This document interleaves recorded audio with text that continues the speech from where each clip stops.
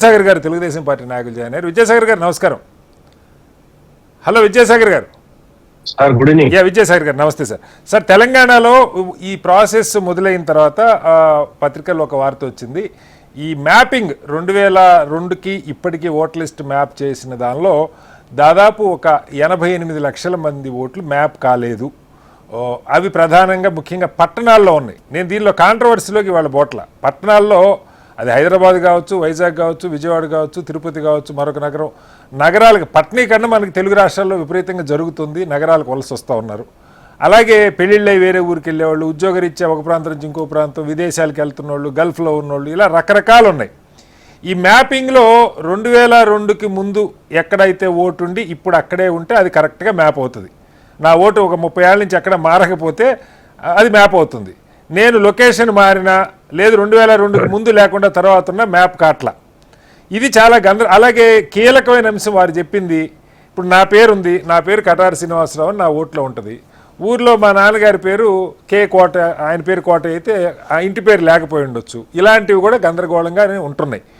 ఏపీకి సంబంధించి ఇప్పుడు మ్యాపింగ్లో మ్యాప్ కానివి ఎన్ని ఉన్నాయి, పార్టీలు ఏ మేరకు సంసిద్ధమైంది, ఓటర్లకి దీనికి సంబంధించి సరే వివాదాలు ఎలాగో తర్వాత వస్తాయి. ఆ ఓట్లు తీశారు, మా ఓట్లు తీశారు, నేను వాటిలోకి వెళ్ళట్లే ఇవాళ ఎందుకంటే రెండు రాష్ట్రాల నుంచి అధికారులు ఉన్న పార్టీలు, ప్రధాన ప్రతిపక్ష పార్టీలు, ఇది రాష్ట్రంలో ఉన్న పార్టీల చేతుల్లో ఉందా లేదో కూడా మనకు తెలియదు. అందుకని నేను ఆ విమర్శలోకి పోకుండా ముందు మీరందరూ అయితే ఓట్లు ఉండాలి, ప్రజలకి ఓట్లు ఉండాలని కోరుకునే వాళ్ళని నేను నమ్ముతున్నా. కాబట్టి ప్రజలకి ఏం జాగ్రత్తలు చెప్తారు, ఈ లోపాలని ప్రజలకి ఎలా, అలాగే బిఎల్ఎస్ ట్రైన్ అయ్యారా, ఏం చెప్తారు విద్యాసాగర్ గారు? Good evening sir. మీకు ప్యానల్ ఉన్న మిత్రులందరికీ కూడా నమస్కారం. ఇది నాకంటే ఈ సర్ మీద దేశంలో ఒక సంవత్సరం పైనుంచి ఇంత చర్చ జరుగుతున్నా కూడా ఇప్పటికీ దాని గురించి ఏదో పెద్ద భూతంలాగా చూడటం అన్నది నాకు కరెక్ట్ అనిపించలే.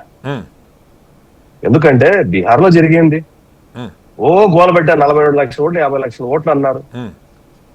ఎంత పెద్ద గోల చేశారంటే ఏదో కాదు విద్యాసాగర్ గారు మన్నించాలి. విద్యాసాగర్ గారు నేను ఇవాళ వాటిలోకి వెళ్తే మళ్ళీ మీ కౌంటర్ అయ్యొద్దు. మనకి తెలుగు రాష్ట్రాల్లో ఓటర్ లిస్ట్ లో ఉండటం గురించి వెళ్దాం సార్. నేను దాని గురించి మాట్లాడాలి అంటే సార్ అనేది దేశానికి సంబంధించి ఒక తెలుగు రాష్ట్రానికి సంబంధించింది కాదు. అవును, I will clarify what you asked that more important. అది I will clarify the doubts what you asked that's I will clarify, no problem. ఓ పెద్ద ఆకాశం మీద కింద భూమి ఏకమైపోయినట్టు పెద్ద గోల పెట్టారు. ఇక్కడ మనం ప్రధానంగా గమనించాల్సింది ఏంటంటే ప్రతి పార్టీకి బూత్ లెవెల్ కార్యకర్తలు ఉంటారు. అవును, ఒక్కొక్క పార్టీకి ఆల్మోస్ట్ వేల సంఖ్యలో ఉంటారు, వందలు కూడా కాదు, వేలు ఉంటారు. వాళ్ళు ఆ బూత్ లెవెల్లో ఎన్ని ఓట్లు ఉన్నాయో వ్యక్తి తెలిసి ఉంటది. ఆ బూత్ లెవెల్ ఏజెంట్లకి, పార్టీలకి, వాళ్ళకి తెలియకుండా ఏమీ జరగదు. ఓకే, అంటే అధికార పార్టీ బిఎల్ఏలకా లేకపోతే ప్రతిపక్ష పార్టీ బిఎల్ఏలకా ఇద్దరికా? సార్ నేను చెప్పేది బూత్ లెవెల్ ఏజెంట్లు అంటున్నా, బిఎల్ఓ పక్కన పెట్టండి. అదే సార్, బూత్ లెవెల్ ఏజెంట్లు అధికార పార్టీకి ఉంటారు, ప్రతిపక్ష పార్టీకి ఉంటారు, వాళ్ళకి తెలియకుండా ఏమీ జరగదు. That what I'm trying to say. Okay, నేను అదే అంటున్నా. మీరు దయచేసి మధ్యలో చెప్తున్నాను, కంప్లీట్ కానివ్వండి, తర్వాత మీరు డౌట్ అడగండి, నేను చెప్తాను. చెప్పండి. ప్రతి పార్టీకి బూత్ లెవెల్ ఏజెంట్లు ఉంటారు, స్లిప్పులు రాసే వాళ్ళు ఉంటారు, కార్యకర్తలు ఉంటారు, అంత స్ట్రక్చర్ ఉంటుంది అన్ని పార్టీలకి, ఊరికే ఉండదు పొలిటికల్ పార్టీలు ఏమి. బీహార్ లో 42 లక్షల ఓట్లు తీసేస్తే ఎంత గోల చేశారో మనకు తెలుసు. తీరా మొత్తం మీద అందరూ ఓ గట్టిగా కేకలేసి అరిచేస్తే ఈ బూత్ లెవెల్ కార్యకర్తలు, పొలిటికల్ పార్టీలు మాట్లాడిన మాటలకి తిరిగి ఆ యాడ్ చేయించిన ఓట్లకి అసలు పొందనే లేదు. Do you know how many votes are added?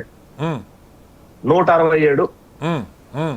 42 లక్షల ఓట్లు సర్లో తీసేస్తే ఆ రాష్ట్రంలో ఉండేటటువంటి పొలిటికల్ పార్టీలు అన్ని కలిపి వెరిఫై చేసి కూర్చొని తల బద్దలు కొట్టుకుంటే యాడ్ చేయించినవి ఇవి miss అయినాయంటే 167.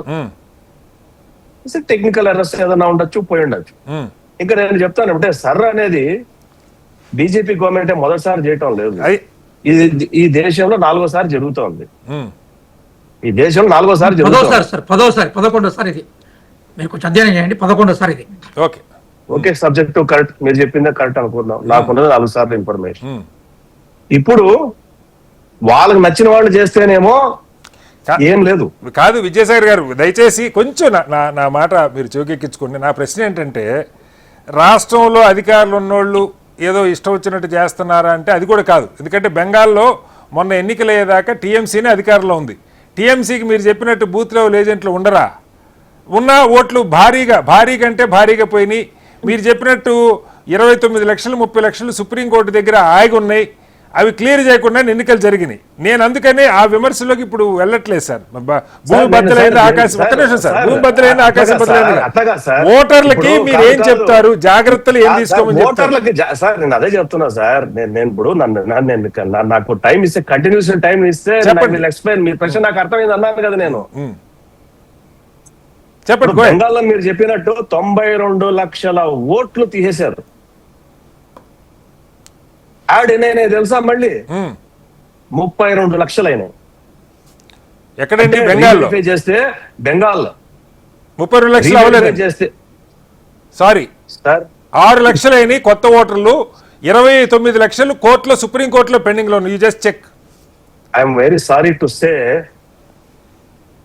I went to Bengal for election.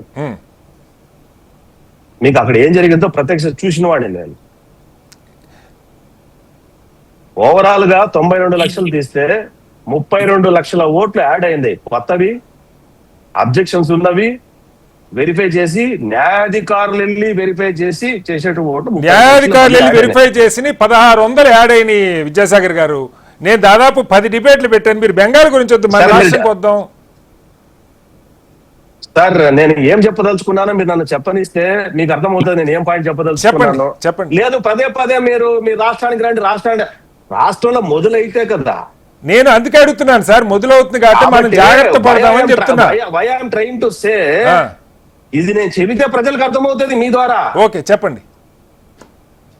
So అక్కడ అది తమిళనాడు 77 లక్షలు తీసేశారు, 16 లక్షలు యాడ్ అయినాయి. 16 లక్షలు. కేరళలో జరిగింది. ఎక్కడైనా ఏ పొలిటికల్ పార్టీ అయినా రోడ్డు మీదకి వచ్చి ఇది ఓటు, ఇది జినైన ఓటు, దీన్ని ఉండి కూడా తీసేశారు అని తమిళనాడులో జరగల. మమతా బెనర్జీ అయితే సుప్రీంకోర్టు వరకు వెళ్ళింది. బీహార్ లో అయితే సుప్రీంకోర్టు వరకు. మమతా బెనర్జీ ఒకటి కాదు సార్, 29 లక్షల మంది సుప్రీంకోర్టుకి వెళ్ళారు సార్. అక్కడ 29 లక్షల ఓట్లు సుప్రీంకోర్టులో పెండింగ్ లో ఉన్నాయి సార్. 29 లక్షల మంది వెళ్ళలేదు సార్. వినండి సార్ ప్లీజ్, 29 లక్షల మంది ఎప్పుడు కోర్టుకు వెళ్ళారు సార్. మీరు నేనేం చెప్పాను మీకు? కాదు సార్, 29 లక్షల ఓట్లు సార్, 29 లక్షల రిట్ పిటిషన్లు ఫైల్ అయినాయా? రిట్ పిటిషన్లు కాదు, మొత్తం ఇన్ని ఓట్లు పోయినాయని పిల్లేస్తే సుప్రీంకోర్టు అదే చెప్తున్నా 600 మంది న్యాయాధికారులను అపాయింట్ చేశారు. In behalf of the Mamata Banerjee only. అంటే మమతా బెనర్జీ ఏమన్నా పిచ్చిదా కోర్టుకు పోకుండా ఉండడానికి? దొంగ ఓట్లన్నీ తీసేశారు, నా ఓట్లన్నీ నా ఓట్లు పడ్డే ఓట్లని చెప్పుకుని ఉండడానికి. శ్రీనివాసరావు గారు, వాస్తవాల మీద బేసే మాట్లాడాలి సార్. రైట్, ఒకసారి మనం ఒక పాలసీగా మాట్లాడతాం. దయచేసి వినండి. ఇక్కడ విజ్ఞులు వచ్చి పిలుస్తున్నారు, విజ్ఞతో మాట్లాడదాం. మనం ఊరికే ఆర్గ్యుమెంట్ కాదు. మమతా మేనేజర్ గారు ఇవాళ కూడా సుప్రీంకోర్టు పోయింది, కేసు కంటిన్యూ అవుతున్నది. ఎందుకు కాలేదు? విషయం ఏంటంటే సార్, విజ్ఞతో మాట్లాడదాం అనుకున్నాం కాబట్టి ప్రాసెస్ మీద మనం మాట్లాడుతున్నాం. ఓటర్ల చైతన్యం ఓట్లు పోకుండా డిబేట్ విషయానికి వస్తే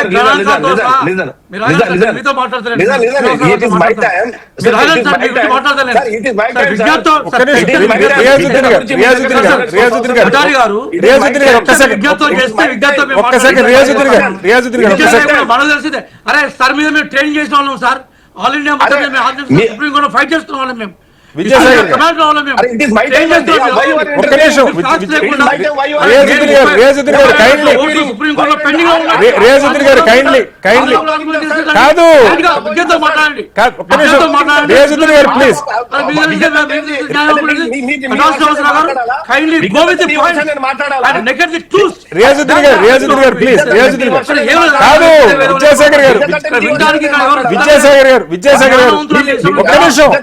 విద్యాసాగర్ గారు గారు మీరు ఎందుకు కాంట్రవర్సీ క్రియేట్ చేస్తారో నాకు అసలు అర్థమే కాదు. విద్యాసాగర్ గారు ఒక్క నిమిషం, విద్యాసాగర్ గారు విద్యాసాగర్ గారు విద్యాసాగర్ గారు విద్యాసాగర్ గారు రియాజుద్దీన్ గారు రియాజుద్దీన్ గారు ప్లీజ్ రియాజుద్దీన్ గారు ప్లీజ్ రియాజుద్దీన్ గారు ప్లీజ్ రియాజుద్దీన్ గారు ఒక్క సెకండ్ కైండ్లీ. మీరు విమర్శించకపోతే తీసుకోకండి, ఎవరు తీసుకోవాలండి మిమ్మల్ని?